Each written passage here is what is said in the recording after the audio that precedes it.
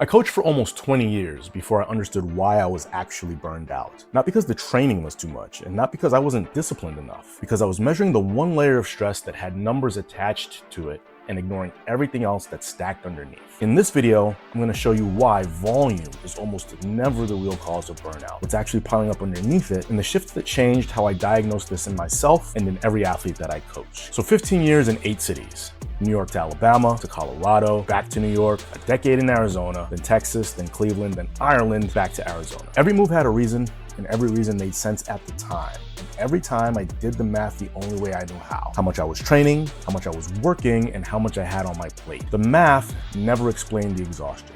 At least not really. I left the job as the head of athletic performance at a professional rugby club in worse shape than the job itself should have caused. My training volume hadn't changed, and my work hours hadn't changed that dramatically either. If you'd pulled my actual workload that year and put it on a spreadsheet and looked at the numbers, you wouldn't have found the thing that was breaking me, because it wasn't on the spreadsheet. A move to a new country, a coaching staff that had decided before I arrived that I didn't belong, a wife and a son adjusting to a new life none of us had fully signed up for. None of that shows up on a training log. All of it loads the same nervous system the training does.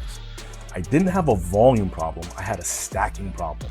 I just didn't have the language for it yet. So a couple of years later, when I left coaching completely, I built a pest control business with my wife.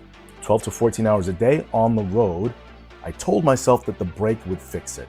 So no programming and no athletes, so surely that's lighter.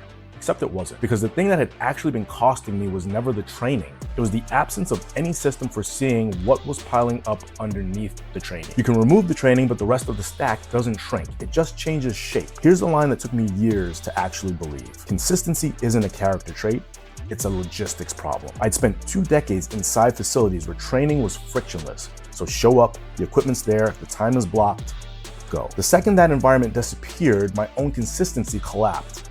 For a long time, I called that a personal failure, but it wasn't. It was a stacking problem wearing a character costume. Here's lesson 1. The nervous system doesn't calculate stress in categories.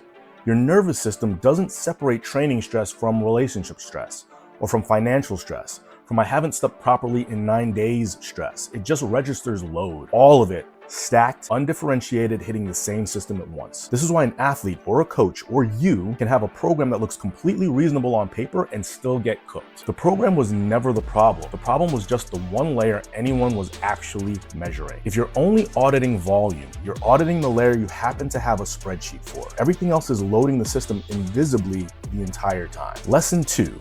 The layers without numbers are usually bigger. Training has numbers attached, so sets, reps, it feels measurable, so it feels like the suspect. The layers without numbers, the move you didn't fully choose, the role at work that quietly changed underneath you, the relationship strain nobody puts on a spreadsheet.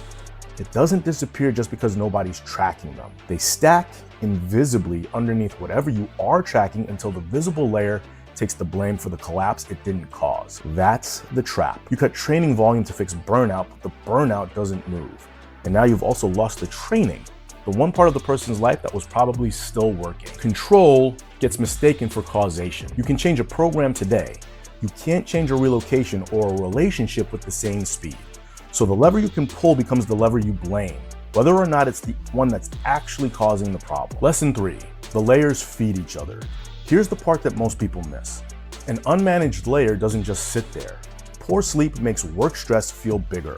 Work stress makes relationship friction feel sharper. Unaddressed relationship friction makes training feel like one more obligation instead of the relief that it should be. The layers aren't independent. They compound in the wrong direction if nothing is coordinating them. That's why cutting training so rarely works as a long-term fix, even when it provides short-term relief. You've removed one input from a system that's still overloaded everywhere else. So here's what you actually do. Stop auditing volume first and audit the stack. Before you touch a program, yours or an athlete's, name every layer currently loading that nervous system. So training, sleep, work demands, relationship load, financial pressure, major transitions, even good ones, because change still costs the body something to absorb.